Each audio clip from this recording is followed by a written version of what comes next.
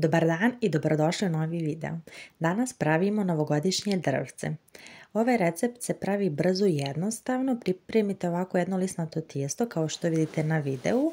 Zatim namažete sa sos paradajzom ili sa kečapom polovinu tog lisnatog tijesta. Stavite preko šunku, preko šunke stavite sir kao što vidite na ovom videu. I onda prekrijete drugom polovinom lisnatog tijesta. Malo to pritisnite i nožem ovako napravite ove trakice. Uzimate jednu po jednu trakicu i formirate oblik novogodišnjeg drvceta. Da biste to još učvrstili, koristite ovako jedan drveni veći štapić.